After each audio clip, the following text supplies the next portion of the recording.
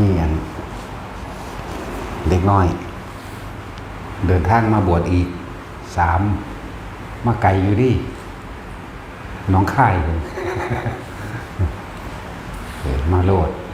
มาสั่งสมอุปนิสัยไว้ถ้าบวชผิดหม่องก็ได้ควบประพฤติที่ผิดไปที่บ่มีการอบรมบ่มนิสัยเป็นในทางธรรมบ่มีการอบรมว่าเวลานี้เฮ็ดอันนี้ให้ท่องจำบทสวดมนต์นี้เวลานี้กวาดตาดเวลานี้บิณฑบาตเวลานี้ลงทำวัดเวลานี้ควรนั่งควรกินควรใส่ผ้าแบบใดอาบน้ำแบบใดต้องมีการฝึกหัดอบรมถ้าผิดหม่องที่เขาบ่ใส่ใจดูแลเลยก็ได้คติที่ผิดไปเลยเด้ได้ความคิดที่ผิดเข้าใจบ่ล่ะเหมือนกับหลายๆคนที่เวลาเฮาเทศออกแบบลักษณะนี้ว่ากูก็เคยบวชมาเหมือนกันสั่นบวชเร็วๆคือมึงนั่นแหละพวกบ่ได้อบรมเข้าใจบ่ล่ะบวชปีนึงก็เอามาคุยใส่มึงแน่มึงซึกแมงจังสั่นเนาะ มึงแน่มึงซึกหาแม่มึงบอกต้องเสียนตัวที่ว่า เพิ่นก็ว่าเพิ่นเคยบวชจังซี่นะถ้าผิดหม่องเดี๋ยวบ่ครูบาอาจารย์บ่ฝึกหัดอบรมให้ก็ครูบาอาจารย์มันก็บ่รู้จักหยังคือว่าล่ะมันก็บ่อบรมตัวมันเอง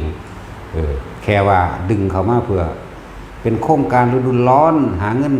ธรรมดานี่นึงเด้หาเงินเด้นั่นน่ะถ้าฝึกหัดสามเณรเวลานี้มีธรรมวัดเช้าก็ปลุกเขาฝึกให้ห่มผ้าฝึกให้ย่างฝึกให้ซอยเหลือตัวเองเป็นให้ซักผ้าด้วยตัวเองเป็นบ่แม่นซักผ้าแบบบ้านๆเด้บ่แม่นเอาผงซักผ้ามาซักให้มันมีฟองเด้ฝึกต้มผ้าย้อมผ้าได้ซักผ้าของอันกรรมฐานนี่ต้มผ้าย้อมผ้าด้วยแก้นขนุนฝึกการคล้องผ้าห่มแบบใดคล้องผ้าน่ะคือห่มผ้านั่นแหละคนเสมอบ่จักหยังเอาละต้องอธิบายแปลภาษาไทยเป็นภาษาไทย ห่มผ้าห่มคุ้มติดลั่งดุมแบบใดแล้วก็ฝึกหัดให้เรียกว่าตึงสายบาทถ้ามันย่อนมันย่านหลายก็ตึงกันมาพอดีคำเพียงเอวในระหว่างสะโพกตัวเองทั้ง4เด้ของเฮาฝึกกันให้เกิดความคล่องให้ความกระทัดรัดในตัวเองห่มผ้าห่มคลุมห่มเบียงแบบใดต่างหากเลยที่เฮาเห็นเนี่ยอูญูอาญะตูมยูมตามยามลากไปบัดนี้พวกบวชเพียกภิกษุก็เหมือนกันเตเสไปที่เว้านี่หมายถึงอยากให้ปรับปรุงตนเองเด้บ่แม่นให้ไล่ผู้อื่นเอาดีใส่ตัวเอาชั่วใส่ผู้อื่นเด้ภิกษุนักบวชเหมือนกันทำวินัยเหมือนกันมันเตือนกันได้ก็จะมีอคติตัวก็สำรวจตัวเองตัวเพิ่นเว้าแม่นบ่ล่ะโอ้กูเป็นจังซั่นอีหลีเว้ยก็ฝึกหัดตัวเองให้มันงามตัวพระธรรมพระวินัยสิว่าสิพุทธเจ้าสินำออกมาแสดงได้มันบ่แม่นของธรรมดาเพิ่นเอาชีวิตแลกมาเท่าใดอสงไขยเด้บ่ได้เว้าเด้ภาษาสัมศาสตร์นั่นแหละที่บอกนี่เพราะว่าความเสื่อมมันก็เกิดขึ้นจากบุคคลเละเทะแม่นบ่บุคคลที่สืบศาสนาอัตลักษณะเต็มอัตตามันอยู่แล้วเต็มตนเต็มตัวของภิกษุนักบวชคือผู้ใช้สืบทอดธรรมวินัยของพระพุทธเจ้าฉะนั้นเฮาต้องทั้งนอกและในมันก็ต้องดีไปนํกันตัวนอกก็คือการคล้องผ้าห่มผ้าเข้าในบ้านห่มคุ้มไหล่ปิดไหล่เป็นปริมณฑลเบิ่งว่ามันเบื้องส่วนผ้าที่สุดนี่ก็พอดีอย่าให้เลยแข็งอย่าให้เลยครึ่งแข้งขึ้นมามันบ่งามนั่นแหละบ่เป็นที่สงบเสงี่ยมบ่เป็นที่เรียบแต่ก็จะเลยจนเกินไปบางที่มันเหยียบส่วนผ้าของลมก็มีในระหว่างพอดีปานกลางคือครึ่งแข้งเลยลงมานิดหน่อยหรือเลยขึ้นมาก็นิดหน่อยเอาบ่แม่นฮอดหัวเข่าเด้จังซี่นี่แหละจังว่าเฮาต้องการฝึกอบรมให้ได้ตรงตามวินัยเวลาอยู่ในวัดบัดนี้กระสร้างที่บ่ได้คุ้มผ้าจีวรให้ใช้ผ้าปิดไหล่บ่ได้เปิดขี้พุ่งขี้โผ บ่ให้เปิดไหล่ให้ใส่ผ้าคลุมไหล่ตลอดโลดเบิ่งแล้วมันก็เป็นระเบียบเบิ่งแล้วมันก็เป็นที่บุคคลที่ยังไม่ศรัทธาก็ได้เกิดศรัทธาโดยบุคคลขึ้นมาก่อนเหมือนพระสันตกายแต่งตัวสวยงามย่างงามบ่เขาบ่ทั้งในนั่นบ่ทันได้บรรลุหยังดอกเขาก็เลยมีความศรัทธาโดยนี่อัตลักษณะของบุคคลผู้นั้นของหมู่ภิกษุสงฆ์เหล่านั้นย่างไปย่างมากกับพากันเป็นระเบียบบ่โบกเวกไว้บ่หยอกบ่คือกระนอกนี่แหละจังว่าหากที่เฮาเอาหมู่บวชเนียนแหน่แม้นเขาทนบ่ได้เขาสึกออกไปเขาก็ได้รู้ว่าข้อวัดปฏิบัติของหมู่ภิกษุเป็นแบบนี้ของพระเนียนเป็นแบบนี้เขาก็สึกบ่ได้เว้าไปทั้งแปลกประหลาดคือบักฮาน่ะมันเว้านะกูก็เคยบวชเหมือนกันนั่นแล้วสั่นมึงบวชแบบใดล่ะแม่นบ่สั่นตั้งแต่สึกออกไปบ่เคยเข้าวัดจักเทื่อนี่ยังบ่มันอดมันทนอยู่จังนั้นก็ปูอะฝ่ามือนั่นแหละฝึกห่มผ้าคล้องผ้าให้กันเคงสายบาทขึ้นมันพอดีแบบใดเปิดบาทแบบใดเวลาสันเข่าต้องก้าวคำใดก่อนต้องพิจารณาอาหารปฏิสังขายโยก่อนว่าเฮานี่ฉันอาหารในบิณฑบาตอันนี้เพื่อหยังบ่ได้เพื่อเครื่องประดับประดาสวยงามบ่แม่นว่าเพื่อให้เกิดเฮาสันเพื่อจักอัตภาพให้เป็นไปต้องการหยังความหิวอันเกิดจากโลกคือความหิวก็ว่าไปนี่มันมีคำแปลอยู่ในหันแหละทั้งว่าให้เวลานั่นก็คือให้พากันทองจำเอาคำพิจารณาอาหารเนี่ยปฏิสังขายโยนิโสบิณฑบาตังพิจารณาที่อยู่อาศัยเสนาสนังปฏิเสวามิที่อยู่อาศัยนี่อายุอาศัยเพื่อหยังกันเหลือบกันร้อนกันหนาวกันยุงผู้ยังอัตภาพเป็นปันไปในการฝึกหัดปฏิบัติธรรมเด้แม้กระทั่งการสัญญาเภสัชะนี่สันเพื่อหยังเพื่อแค่ระงับเวทนาแค่นั้นเองบ่แม่นว่าเพื่อว่าบางคนมันร่วมเข้าไปจนว่าบำรุงอันนั้นบำรุงอันนี้เด้อันนั้นคือมันบ่ได้เข้าใจคำสอนพุทธเจ้านั่นแหละ หลายอย่างที่ว่าเป็นหยังเฮาคือรับเน้นเข้ามาเพื่อจะเข้าใจวินัยของพุทธเจ้าการเดินเป็นแบบใดบ่ให้แกว่งแขวนแห้งก็ว่าไปบ่ให้หยอกกันยกๆเล็กๆหลายหมู่พระคือกันภิกษุกี้ภิกษุเพิ่นก็ปรับอาบัติเข้าใจว่าล่ะสั่นแล้วการฉันอาหารก่อนทั้ง4ก็ต้องสมควรทำในสิ่งที่สมควรเรียกว่ากัปปิยะทำให้เป็นสิ่งที่สมควรเสียก่อนเนี่ยบัดทั้งร่วมทั้งพระทั้งเนรนั่นแหละ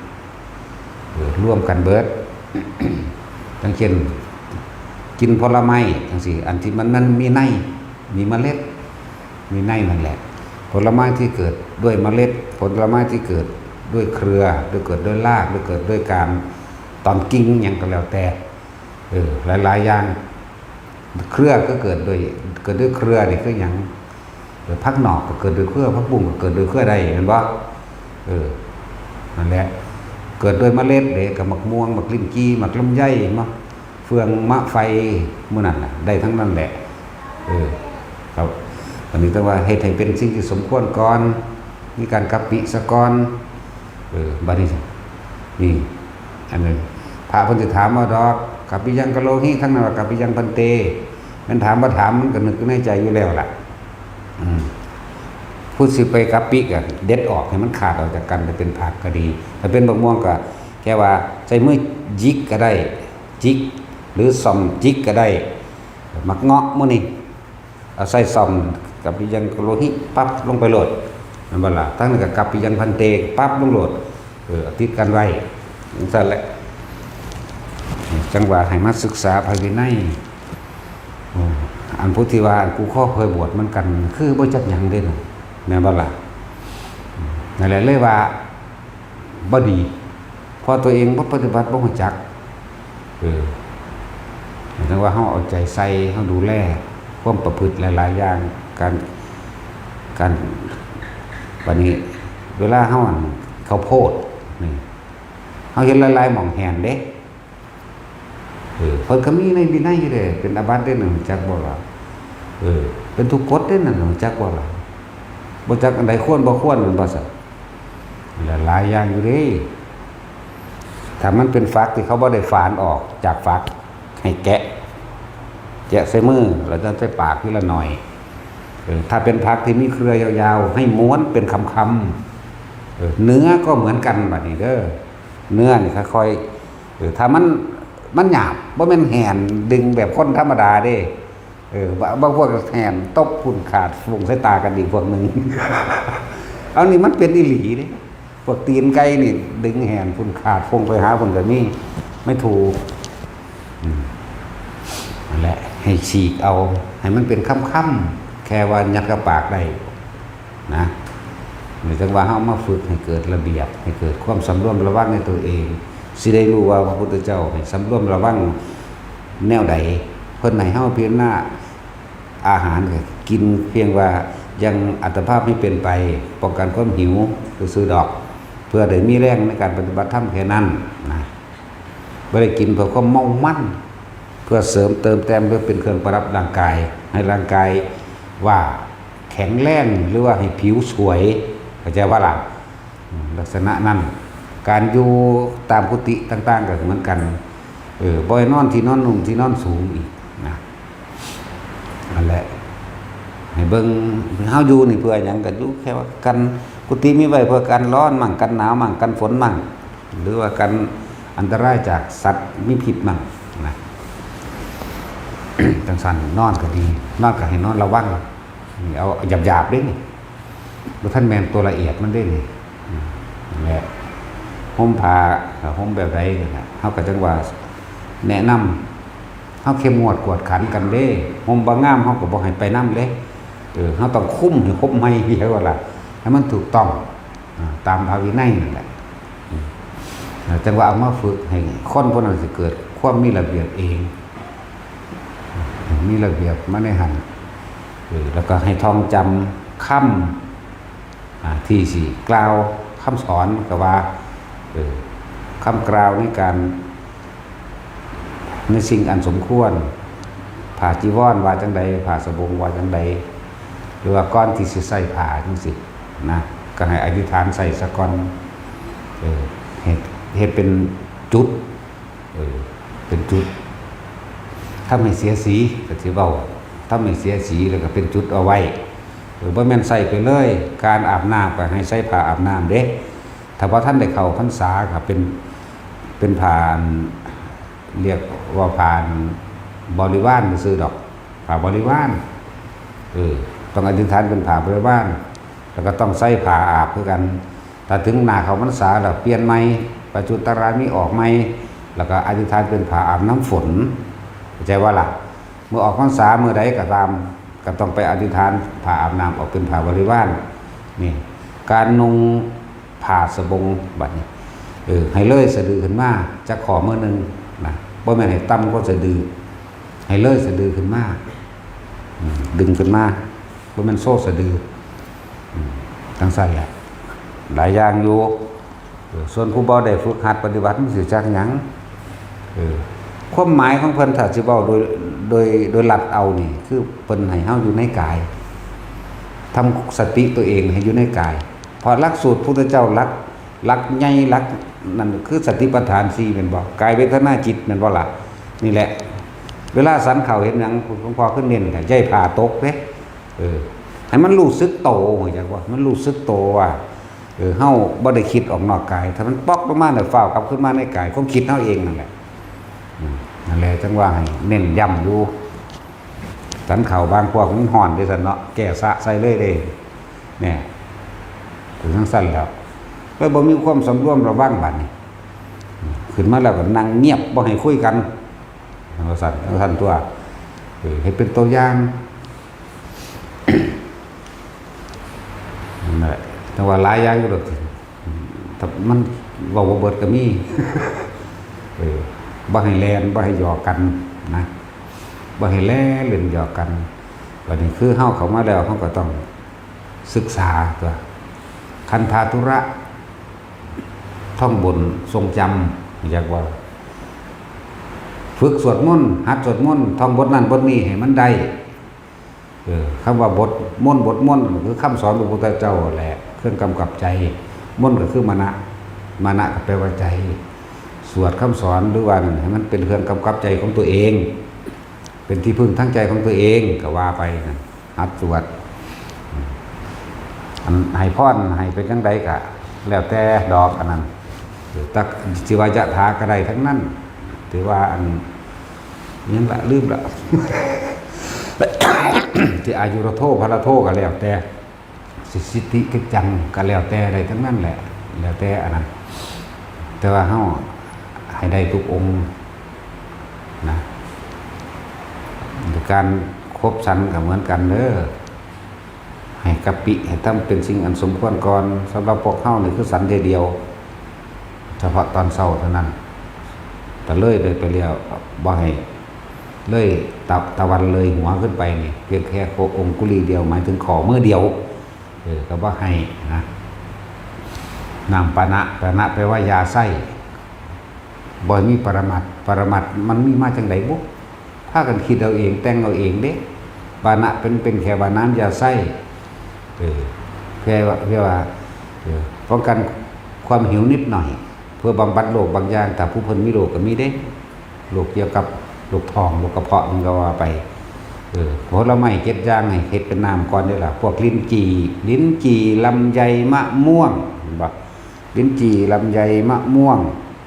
สมอขามป้อมนี่ลิ้นจี่ลำไยมะม่วงขามป้อมยังอีกละลืมแล้วนี่บ่ได้สนใจว่าสิกินหยังหลายมันเลยบ่จือเนาะบ่ได้มาบวชมากินเด้บ่เป็นมาเอาหมักเพื่อสมร่มใบสมร่มอันนั่นนี่มาตำกินเด้บางพวกตำโปงเลงอยู่โอ้นี่เนี่ยบวชโดนๆแม่นว่าล่ะจักกระทงกระเทียมจักหยังตำกล้วยกินว่าเป็นปรมัตถ์เอาตำสมร่มตำเพื่อสมร่มตำกล้วยเอาไปมาโอ้ยกินข้าวโลดขางัวแมงกินโลดว่ะเนาะก็อีหลีด้วยแล้วคนเขาเห็นอยู่ไหมเข้าไปขนถิ่มเบิร์ดอันเท่าแก่น้อยมื้อนี่เฮาว่าเครียดเฮาได้บัดนี่มันบ่ผูกคอตายจักคนหนีแม่มึงนี่นี่แหละเพราะความบ่ได้ศึกษาคือบางที่ไปเห็นรุ่นพี่เฮ็ดแบบใดก็เฮ็ดไปนำก็มีเด้แต่ว่าบ่ได้รู้จักได้ว่าผิดหรือถูกเนาะเหมือนมาหากินสิบวชครับแม่มันยังสั่นเนาะสั่นแล้วมันมีดอกคำว่าปรมัตถ์จังสั่นปรแมตถ์จังสี่มิตรปานะเท่านั้นแหละเบิ่งในภาวินัยโลดน้ำบักม่วงเพิ่นก็ให้คั่นเป็นน้ำเด้บักม่วงลำไยก็ให้คั่นเป็นน้ำเด้ยังอีกละลืมละสมอจังสี่นั่นยังกินได้อยู่ดองกินแล้วก็กินแม่มันอยากขี้แตกนี่เด้เป็นหิวที่สัตว์อันมาคำป้อมดองไปถึงแลนของน้ำยศมือเลยมันก็แสบไปคนมันหิวเนาะสั้นแล้วเราไปเบิ่งเอาในอันหนังสือพระวินัยนั่นแหละ อริยวินัยอ่านเอานี่แหละคือสิ่งที่ให้ศึกษาบอกโอ้ยเห็นยากเว้ยอันอยู่บ่ได้เว้ยซึกออกไปมันจังหูได้ว่าเพิ่นมีวินัยแบบนี้บ่แม่นว่ามั่วตัวพากันเฮ็ดไปทั่วที่ทั่วแดนแล้วบอกว่าครูก็เคยบวชเหมือนกันนั่นแหละบวชอยู่มึงบวชตั้งแต่หัวมึงก็ผ่าซื่อๆเห็นบ่ล่ะแต่ว่าขอวัดปฏิบัติบ่พากันเฮ็ดเอาบ่พากันศึกษาเอาบ่ได้สร้างสมของแท้ของดีของจริงไปสร้างสมของเร็วๆแล้วคิดว่าผู้อื่นสิเลวคือเจ้าของคนส่วนมากตัวเองเป็นนั่นใดสิแสดงความเห็นแบบนั้นได้ออกมาแม่นบ่ล่ะเป็นทั้งสั้นแต่คนดีก็แสดงแต่สิ่งดีๆออกมาได้คนเลวที่มีอคติลำเอียงก็แสดงแต่ความเป็นอคติลำเอียงนั่นแหละออกมาแปลว่าไม่คติแปลว่าทางไปทางที่ไม่สมควรไปเข้าใจบ่นี่คติจะว่าคติว่าทางไปเป็นภพที่หาความสงบสุขไม่ได้พวกมีอคติทั้งสี่แล้วคิดตำหนิผู้นั้นคิดตำหนิผู้นี้แต่ว่าบ่เคยตำหนิตัวเองบ่รู้ตัวเองซ้ำว่าตัวเองมีอคติแบบใด คติแปลว่าทางไปเด้ออะแปลว่าไม่ทางที่ไม่สมควรไปอันเกิดจากความคิดของตัวเองนั่นแหละคนเฮาส่วนมากสิเทียบกับผู้อื่นกับผู้อื่นเนาะบัดนี้สิเทียบตัวเองนั่นน่ะก็เทียบโดยเข้าข้างตัวเองมันสั่นเรียนว่าอคติเป็นคนแปลภาษาหยาบๆนอกๆมานี่แปลว่าความลำเอียงเพราะความรักใคร่ซึ่งกันและกันพอใจกันมีหยังก็เข้าข้างกันเรียกว่าอคติจากว่าล่ะแล้วก็เอาอคติของตนเองกับหมู่พวกเดียวกันลำเอียงเพราะรักใคร่พอใจกันตำหนิผู้อื่นว่าผู้อื่นจะเป็นเหมือนดังตัวเองกับพวกตัวเองก็จะว่าล่ะลำเอียงเพราะเกลียดกูบ่พอใจนี่กูขาดมีอคติกับกูบ่พอใจให้ดีบันไดก็สร้างกูก็ว่าบ่ดีเนาะนั่นแหละลำเอียงเพราะรักลำเอียงเพราะเกลียดลำเอียงเพราะเป็นญาติแต่วันนี้บางทีก็มีแล้วเอื่นว่าอคติเอาอารมณ์ตัวเองมันเป็นยังตัดสินผู้อื่นพวกอคติให้มึงคิดซะหน้าพบทั้งหลายเกิดขึ้นจากความคิดที่มึงเลื่อนว่าคติหรือว่าทางไปอันเกิดจากความคิดที่ตัวเองไปยืนยันไปตัดสินผู้นั้นผู้นี้แบบนั้นแบบนี้เด้ตายตอนนั้นเลยแม่มึงสุดเด็ดหูจักคำว่าอคติแปลว่าอย่างพบที่ไม่สมควรไปหาความสุขบ่ได้หรอกพบนะพบก็เกิดจากความคิดแล้วก็มีอารมณ์บ่พอใจนั่นนี่ก็แล้วก็เว้าออกมาตั้งแต่บ่เว้ามันก็พอแห้งเดี๋ยวมันขึ้นกระเทศนี่เด้เนาะไปตำหนิผู้นั้นผู้นี้นี่ขนาดบ่เว้าไหมแต่โซพระองค์ภิกษุองค์นั้นยึดมันถือมันไม่ขอวัดปฏิบัติของตนว่าตัวเองปฏิบัติดีแต่ว่าไปตำหนิผู้อื่นว่าผู้อื่นบ่ปฏิบัติเหมือนตนเนี่ยบ่ล่ะนั่นแหละพวกเน่ามันไปสัตว์ใส่พระอรหันต์คนที่คือพระมหากัปปินะเป็นอรหันต์แล้วพระองค์นี้เวลาเห็นพานนั่นใดเด็กก็ยิ้มใส่คนนั้นหัวใส่ผู้นี้เด็กก็หยอกคนนั้นคนนี้ทำที่ผสมควรเอิกอักนั่นไม่เหมือนเรานานทั้งสั้นเลยซ้ายหัวยางไปมือสองกับคำนี้มือสามกับคำนี้ทั้งสั้นแล้วบ่เห็นนั่งจงกรมบ่เห็นเดินจงกรมบ่เห็นทำสมาธิอีหยังเลยสงสัยสมมติเป็นอรหันต์ดอกมั้งนั่นพระมหากัปปินะไม่มาตีภาวนาบ่ได้เลยบ่สงบจิตที่เคยสงบที่เคยมีปิติคือเคยมีปราโมทย์บ่เกิดขึ้นเลยมีแต่ความเร่าร้อนและกังวลตัวเองนั่นแหละอคติไม่สมควรเป็นตำหนิผู้อื่นนี่ก็จะห่อนห้นได้บาดนั่นแหละเกิดความเร่าร้อนขึ้นไปขอความเห็นจากพระเจ้าก็ซี่ให้ล้นแล้วเจ้าก็ซี่บอกให้เป็นตำหนิผู้นี้นี่บาดตำหนิว่าเพิ่นเป็นแบบนั้นแบบนี้จะไปว่าจังสั่นเลยมหากัปปินะเป็นอรหันต์นั่นเป็นผู้ว่างทุกสิ่งทุกอย่างแล้วจะไปจับอคิริยะอย่างกับอรหันต์นั่นใช่แล้วให้ไปขอโทษเธอซะไปตัวบัดใครแน่เขายอมรับตัวเองมันบ่ซั่นไปขอโทษตอนนั้นเป็นโสดาปัตติมรรคบ่ทันได้ผลจากบ่มรรคนี่คือกำลังยึดมั่นในความว่าเป็นของตัวเองยังเคร่งผู้อื่นบ่เฮ็ดคือตัวเองว่าผู้อื่นบ่ดีหลายพวกรักที่มานะตำหนิหลวงพ่อนั่นบอกบ่ม่วนอีหามึงก็มีอีผีมึงอีสันดานนั่นนี่มีเบิดนั่นบ่ล่ะมีแต่ผีตะปอบว่าเด้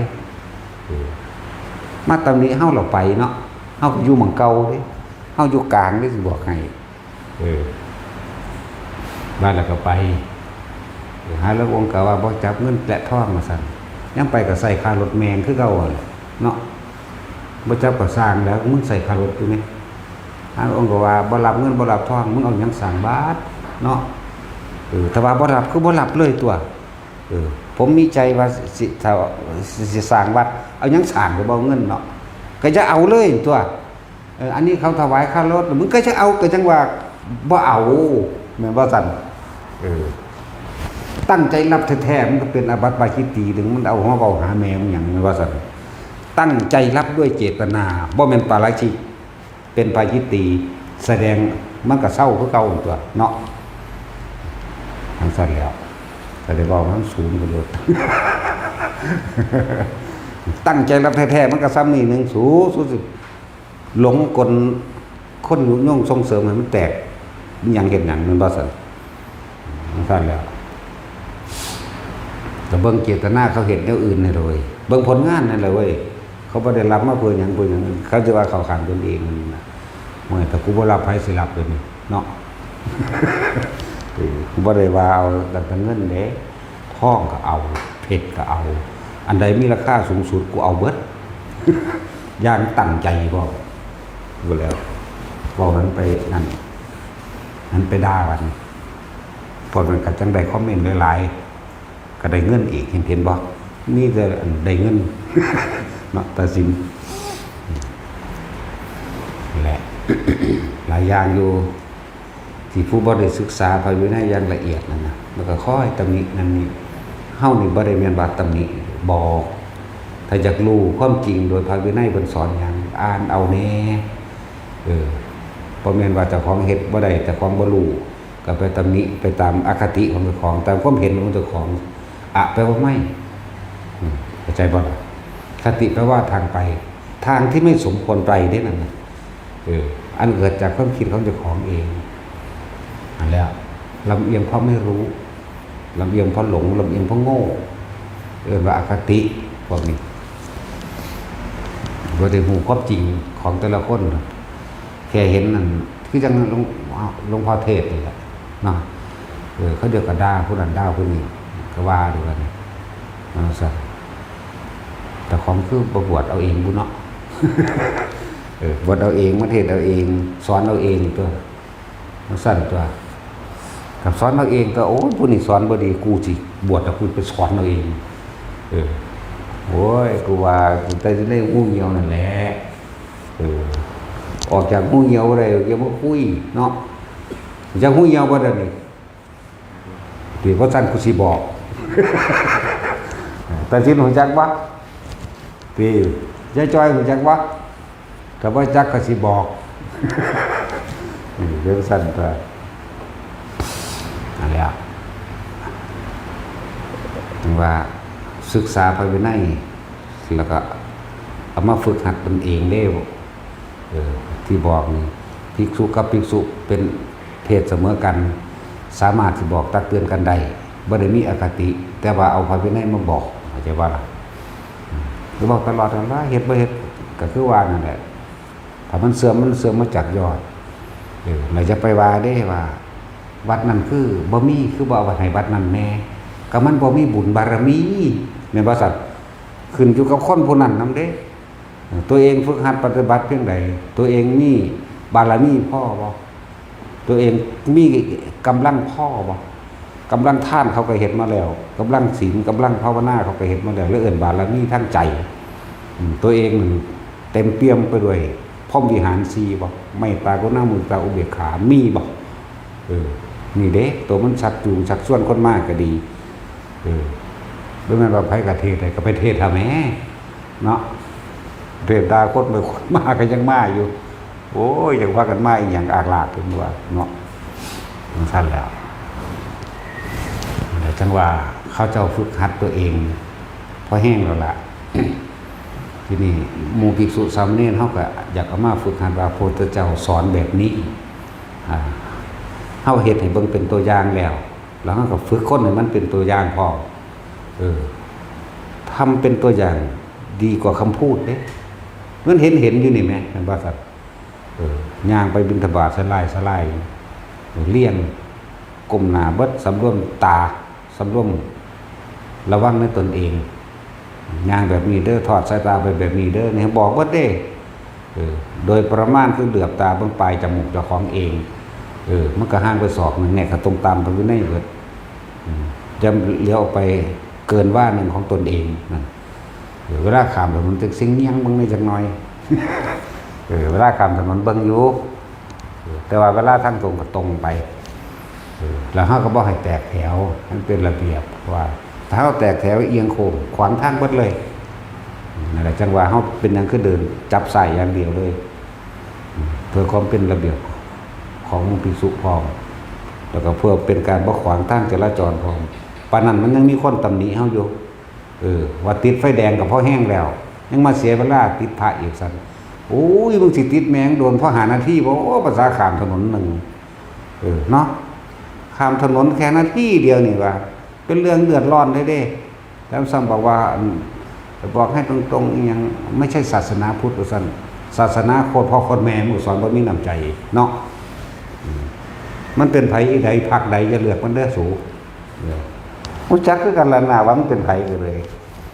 ถ้ามันเป็นพรรคใดฝ่ายใดอย่าเลือกคนบ่มีน้ำใจพวกคนเห็นไกลโตกันนี่ติดไฟแดง3 นาทีข้ามถนนนี่นาทีเดียวนึงเด้บ่ได้โดนเด้จังซั่นแหละถ้าเป็นนักการเมืองพรรคใดจะเลือกหัวหน้าพรรคมันพาเป็นเนาะจังซั่นแล้วถ้าเป็นคนนามสกุลอีหยังอย่ารับเข้าไปทำงานมันเห็นแก่ตัวคนพวกนี้พวกใดบ่ดีอย่ารับเข้าทำงานผู้ใดอยากรู้จักมาเอาชื่อนามสกุลอยู่นี่เอาชื่อเอานามสกุลเอาตระกูลมันอยู่ดีอย่ารับเข้าไปทำงานฟาดแม่น้อยพี่ละเฮาก็เลยนี่เป็นแม่มันอย่างเนาะจังซั่นแล้วกระดานเฮาเฝ้าระวังตัวเองเพราะแห้งอยู่นี่เนาะแต่ยังค่านั่นแหละคนไม่ถูกนินทาไม่มีในโลกแล้วก็กูที่ว่าไม่นินทาใครก็ไม่มีในโลกเหมือนกันเนาะ คนไม่ถูกนินทาไม่มีในโลกคนไม่นินทาผู้อื่นก็ไม่มีในโลกเหมือนกันโดยเฉพาะกูเฮากับนินทาคือกันได้ตอนนี้มันบ่ซั่นมีกำลังนินทาอยู่แถมสำอาฆาตพร้อมจะหลับเด้อพวกนามสกุลนี่ตระกูลนี่ไปทำงานห้างร้านบริษัทข้าราชการทั้งใดเบิ่งอย่าหลับผู้ใดอยากฮู้มาเอานามสกุลอยู่ดี นำแม่ด้วยความพีได้เขาอาฆาตพร้อมเด้แถมทำบาดหมางนำเนาะตัดสิน เราดีเขาก็ว่าดอกเว้าเลวโลดก็จังว่าคัก อยากจะสะอ่อนหยังกูบวชก็พระพุทธเจ้าเนาะบ่ได้บวชกับคนเด้ฝึกหัดมาในป่าในดงสวดสิเอามาเว้าได้จังซี่เลยธรรมดาไผไปเห็นอยู่นี่บ่มีผู้ใดเห็นนำจักคนได้เลยนี่ผู้ใดไปนำก็เกะกะเด้มีผู้ไปนำหั่นน่ะเบิ่งไปโอ้ยเกะกะลอยหนีไปผู้เดียวโลดเบ่งสั่นได้มากกว่านั่นแหละธรรมดานั่นแหละโลกนี้มันก็มีแบบนี้ถ้ามีสรรเสริญมันก็มีนินทาคนบ่เคยย่องคนก็บ่มีในโลกคนบ่ถึกย่องก็บ่มีในโลกเหมือนกันคนที่บ่เคยนินทาผู้อื่นก็บ่มีในโลกเหมือนกันนั่นว่าซั่นคนบ่ถูกนินทาก็ไม่มีในโลกโดยเฉพาะกูนี่แหละกูเอาซึ่งหน้าพร้อมบ่ว่าแต่นินทาเนาะอาฆาตบาดหมางนำเลย จะสร้างอย่างนี้เด้สร้างว่าสร้างทางเด้เนาะซั่นแหละบ่แม่นกูบ่มีไว้แห้งดอกจักบ่ล่ะจังแหละมันเลยบ่เงิดหยังแต่ว่าเฮาฝึกภิกษุสงฆ์สามเณรเพื่อให้เป็นอุปนิสัยของเขาเองเขาสิมีนิสัยที่สำรวมระวังในตนเองเป็นไปเพื่อทำในภายภาคหน้าพบหน้าชาติหน้าชาตินี้เอาบวชได้เดือนนึงเอาชาติต่อไปอาจจะได้2 เดือนก็ได้ 3 เดือนก็ได้แต่ว่าอุปนิสัยในความจริงในความเป็นจริงมันติดซึมติดโตบ่แม่นอุปนิสัยในทางเลวในทางที่เป็นอคติในทางที่บ่ถูกต้องตามระเบียบบ่ถูกต้องตามพระธรรมพระวินัยพวกนี้อย่างที่ว่านะซึ่งว่าอานิสงส์ของการบวชพระภิกษุสงฆ์ทั้งหลายนี่มีอานิสงส์ถึง60 กัปมีเฮาได้60 กัปแล้วเฮาสิเฮ็ดให้มันสั่นหรือเฮาสิลงไปใส่หนี้ใจว่านี่เจ้าสิขาดทุนหรือเจ้าสิได้กำไรขึ้นอยู่ในอุปนิสัยเจ้าสังสมในศาสตร์นี้เจ้าถือไว้ปึ๊บแต่ว่าเจ้าบ่ปฏิบัติตามพระวินัยตามธรรมแม่นบ่เจ้าขาดทุนเด้เหลือกับนึงต้องประกับไปสดใส่ไม่59 กับอย่างว่านี่ก็นี่แล้วบัดนี้เจ้ารักษาไว้บ่บรรลุหยังตรงเป๊ะเบิดทุกอย่างแต่ว่าบ่อาจสามารถอยู่ได้เนี่ยเจ้าก็ได้ของดีไว้การหน้าไปปุ๊บเพิ่มทวีคูณขึ้นไปอีกมันสั้นเลยอธิบายยังขนาดนั้นครับ ยังนอกฝึกห่มผ้าให้มันถูกต้องตามระเบียบวินัยเดินแบบใดระเบียบวินัยแบบใดการคล้องผ้าการใส่ผ้าสบงจังซี่หรือใส่ผ้าคลุมไหล่มันไม่ว่าก็ได้ใส่เด้ใส่เด้อนั่นแหละส่วนมากมันบ่ค่อยใส่แน่อุ้ยมันบ่หนักเพราะสิตายหรอก คุ้มไว้แน่เฮ็ดไปเฮ็ดมากก็ชินเองอะไรนะถ้าขึ้นป้าก็อนุญาตให้ไม่เท่า พิ่นไว้เอาป้องกันสัตว์มีพิษซื่อบ่แม่นสัตว์ร้ายสัตว์มีพิษคำว่าสัตว์ร้ายคือตัวเองเข้าใจบ่นี่แม่นบ่เอาเจ้าเห็นสีเข็บโอ้ยหาแนวขามันโลดว่ามันเป็นสัตว์ร้ายเจ้าที่เป็นสัตว์ร้ายสัตว์มันมีพิษมันก็หายกินแต่มันบ่ได้เกี่ยวกับผู้เฒ่าจังสิได้ใส่ไม้คันเฒ่าเด้เน้นนี่ก็ให้ใส่เอาไว้ตะเคียเวลามีงูมาไกลเคี่ยออกมันเป็นสัตว์มีพิษสีเข็บไม่งอดมันสิเคี่ยออกจังซั่นอนุญาตไว้ป้องกันเพิ่นเอาไว้ป้องกันเด้บ่แม่นให้ฆ่าอ่านเบิ่งเด้อว่าบ่แม่นนั่นแหละนี่น้อยๆบ่แม่นว่าเพิ่นทะลึ่งทำท่าอยากเป็นผู้เฒ่าอยากขังมันบ่แม่นเด้พุทธเจ้าอนุญาตไม้เท้าไว้เขี่ยนี่เนี่ยจังสิเขารู้จักบ่นี่ศึกษาบ่นี่เห็นบ่ล่ะสันเข้าแบบใดกินเป็นค่ำๆแบบใดพิจารณาอาหารแบบใดนี่จังว่าเฮาเจ้าให้พระพี่เลี้ยงเพิ่นคอยดูแลมันสิมึนบ้างอีหยังนิดๆหน่อยๆก็สร้างว่ามันดอกนะมันจะได้สร้างสมอุปนิสัยของพุทธศาสนาไปในภายภาคหน้าของมันเองคือจังอันใดที่มันผิดไปแล้วสิคือภิกษุเพิ่นก็ทั้งมีการแสดงอาบัติเนาะซั่นล่ะสามเณรก็มีการขอศีลใหม่ขอศีลทุกวันพระจังซี่แหมได้ขอทุกวันพระเด้นั่นแหละจังซั่นให้พากันทองจำบทขอสมาทานศีลตนเองแล้วก็คำพิจารณาอาหารปฏิสังขโยมนี่แหละแล้วก็บทสวดมนต์ให้ท่องจำเอาต่างๆนะคนที่บ่ฝึกหัดปฏิบัตินี่แหละจึงบอกว่าถ้าผิดหม่องผิดไปเลยแล้วก็มีอคติไปในทางที่มองพุทธศาสนาเป็นทางเหมือนที่ตัวเองกระทำเข้าใจบ่ตัวเองบ่ทำดีตัวเองบ่ฮู้ตัวเองบ่เห็นตัวเองบ่ปฏิบัติเลยมองวัดอื่นๆภิกษุอื่นๆเป็นผู้บ่ดีไปเลยเหมือนตนเองเฮ็ดจังซี่ก็คิดว่าผู้อื่นสิเป็นเหมือนตนเนาะ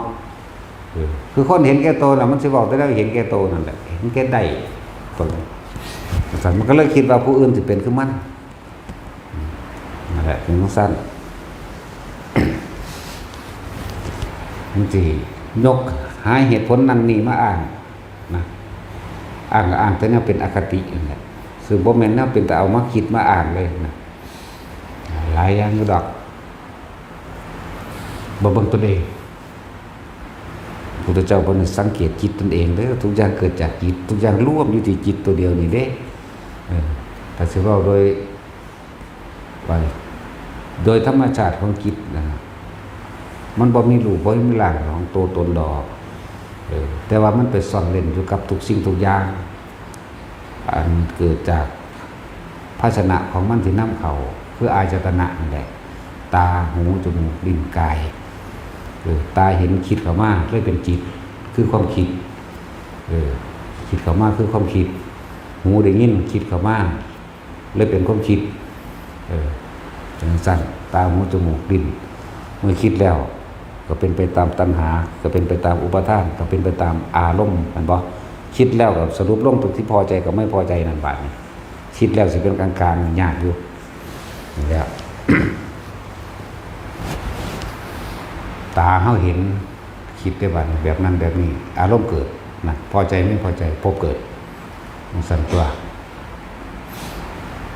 นั่นว่าเฮามาสร้างสมอบรมเพื่อให้สังเกตจิตเจ้าของเองตามธรรมดาธรรมชาติโมหะมันคุ้มอยู่แล้วคุ้มจิตจากโมหะบ่ความหลงตัวเองมันคุ้มจิตอยู่แล้วมันถูกห่อหุ้มด้วยหยังล่ะกิเลสวัฏเอื่นว่ากิเลสวัฏห่อหุ้มเมื่อกิเลสวัฏห่อหุ้มความอยากได้วัตถุสิ่งของนะกองของกิเลส 1,500 อย่างแล้วกิเลสห่อหุ้มใบกรรมวัฏคือการกระทำทั้งความคิดจิตเจตนาเห็นปั๊บโดยสัญญามันเนาะงามแท้ยังบอกว่างามความพอใจผู้อื่นก็บอกว่างามนำเฮาซั่นเนาะ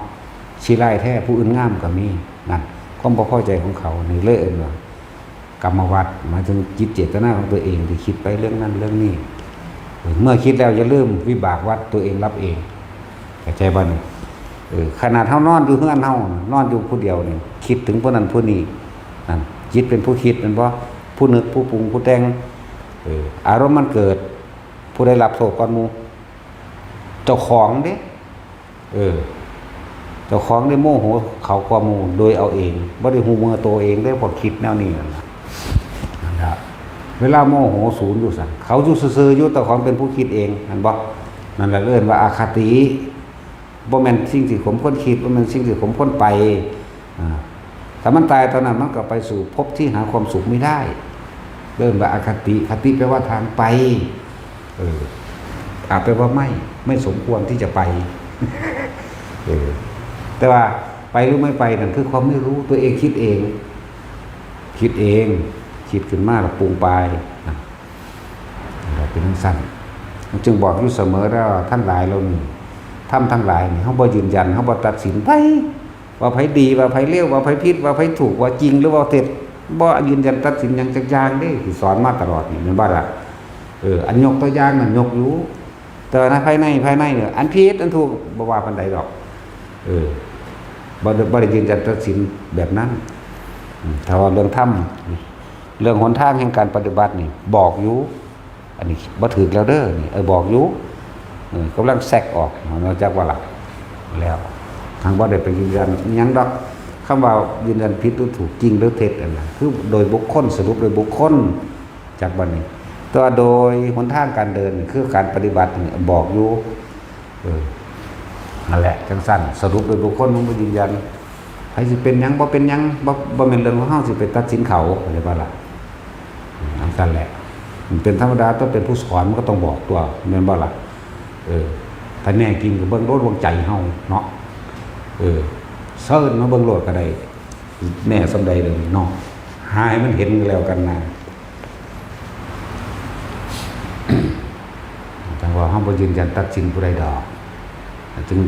ที่เว้าแบบนี้คือหมายความว่าจะให้ทุกคนน้อมเข้ามาดูตนเองเด้น้อมเข้ามาเบิ่งความคิดเจ้าของเองเด้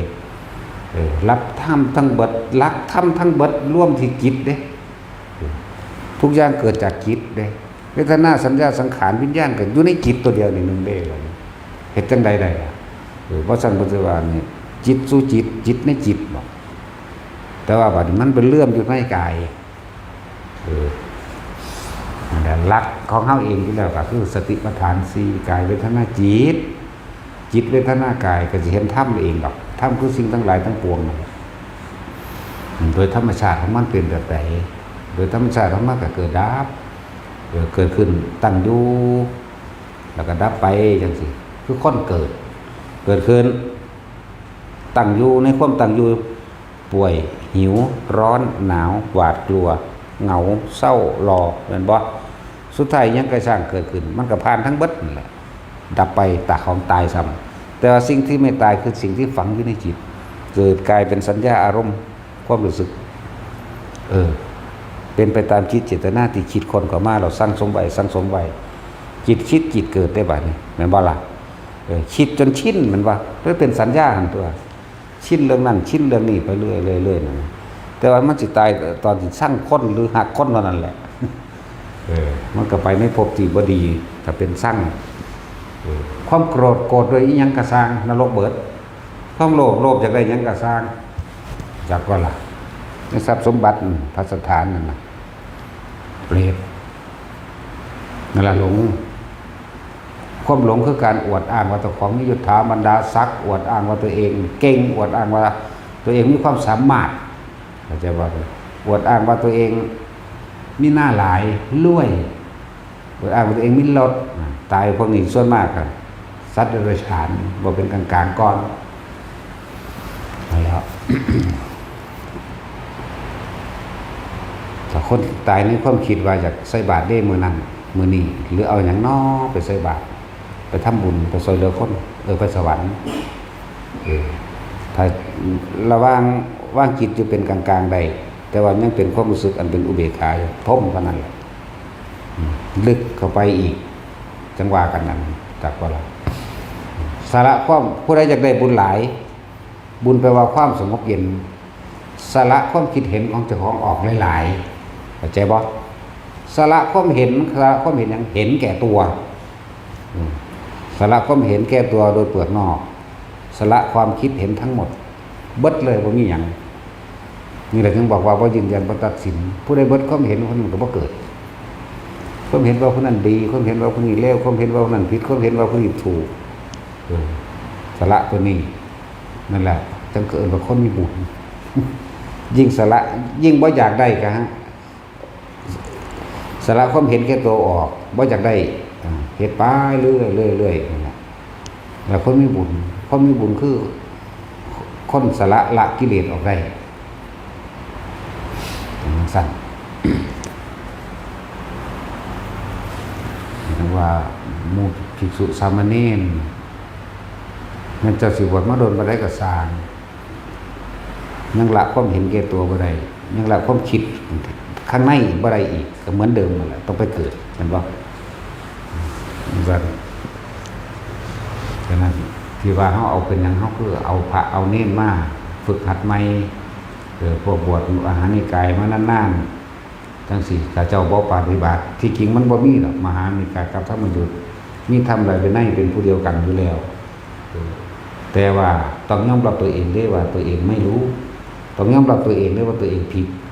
ว่าไม่ได้เป็นไปทำพระวินัยต้องยอมรับเมื่อยอมรับแล้วว่ามหานิกายแต่ยังมาอยู่นำก็ให้มายัตติใหม่บ่ล่ะจัตติใหม่แล้วก็เอาพระวินัยไปอ่านเบิ่งเด้อบัดนี้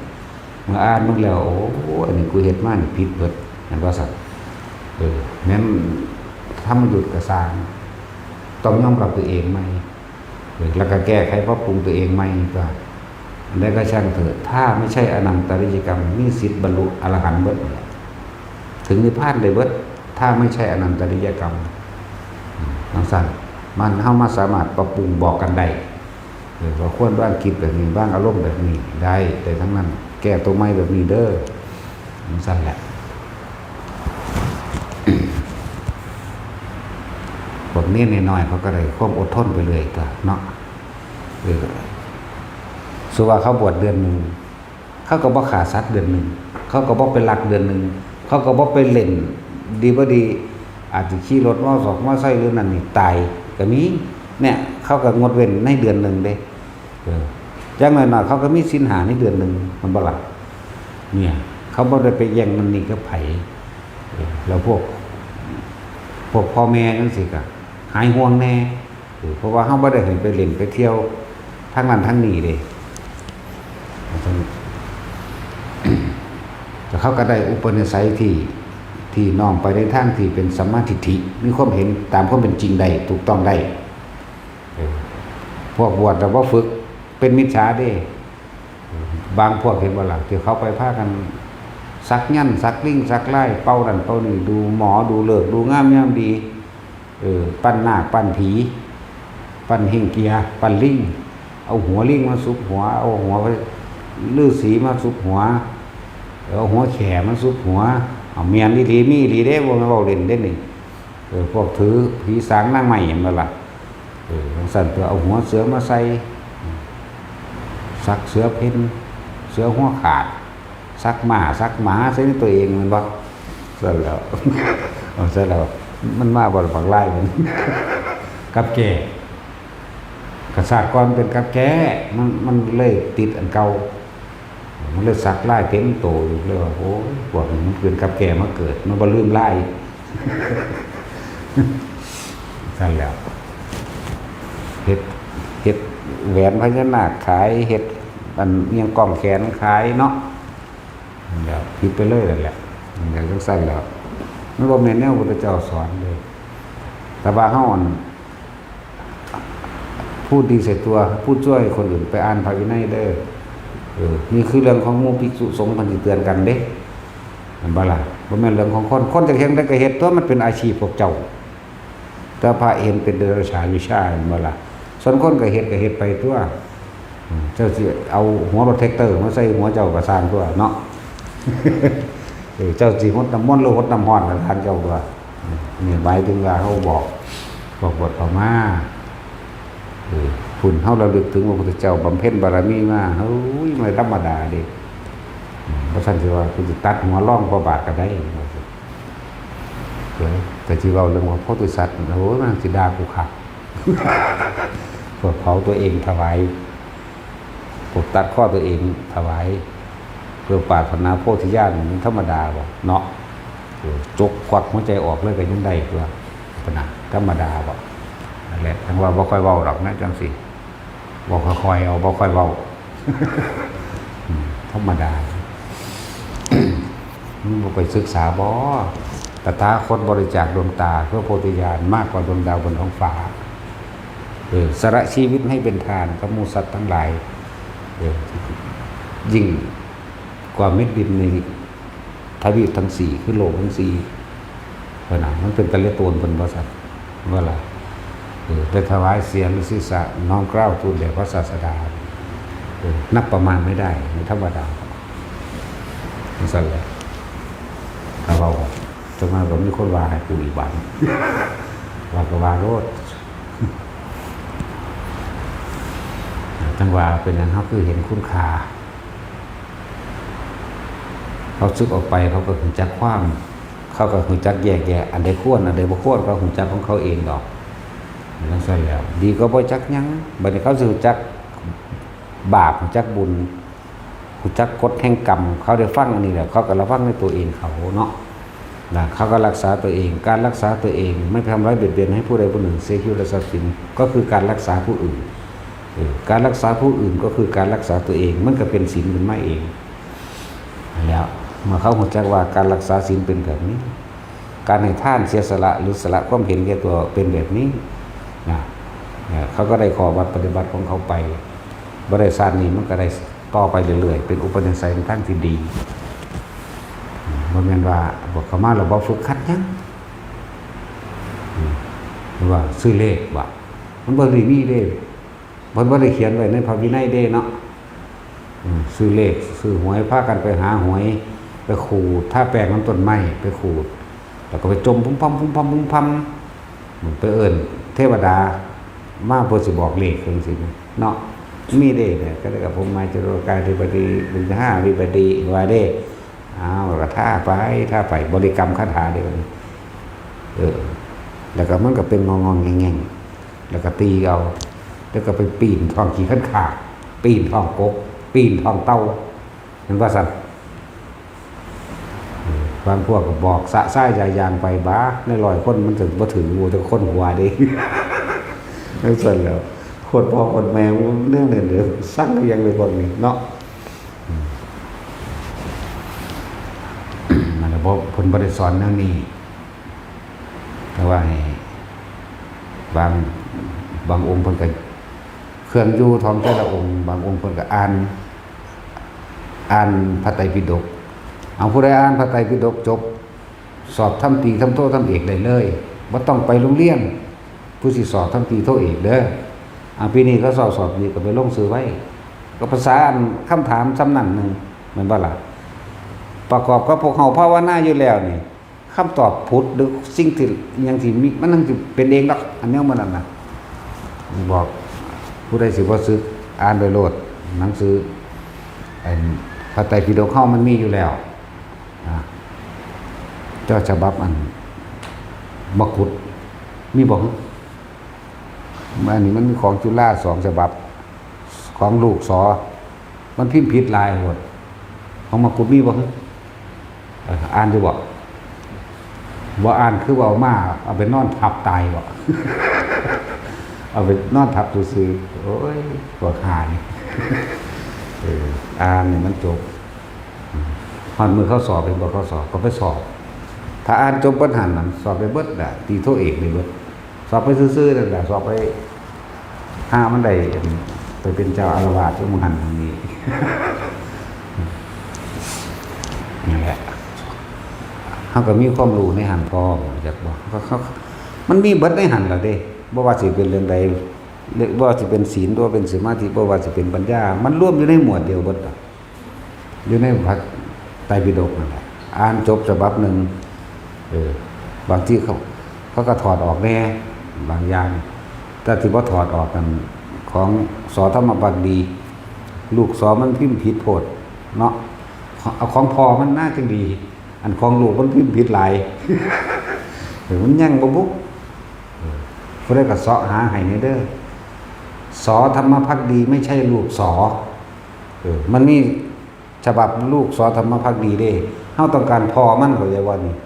ของสอธรรมภักดีลงพิมพ์สอธรรมภักดีอันนั้นแหละมันจึงบ่ค่อยผิดมันบ่ผิดหมายถึงพิมพ์นะลูกสอพิมพ์ผิดหลายก็มีอยู่นี่เป็นฉบับของลูกพญสอมันเพิ่นจบปทเก่าคนตะกี้จบบ่ธรรมดาเด้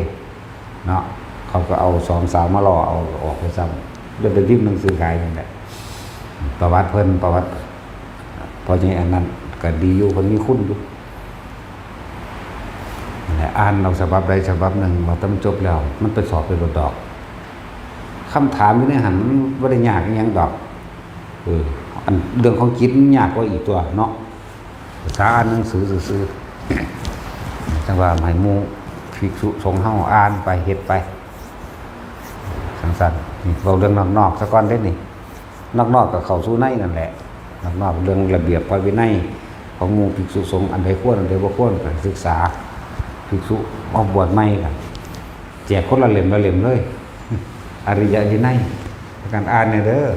มันเป็นเครื่องรักษาพวกเจ้าเอาเองพวกเจ้าต้องรักษาทำวินัยเอาเองเด้นี่อันนี้ได้แต่บอกส่วนการภาวนาก็สอนส่งชาติจะเลื่อนชาติเจ้ารักเดียวโลด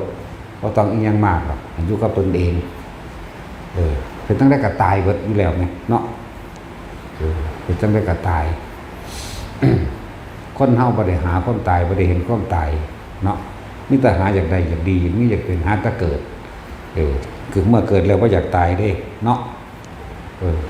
มันคืนนี้ไปใส่พ้นก็ในเมื่อมันเกิดนะ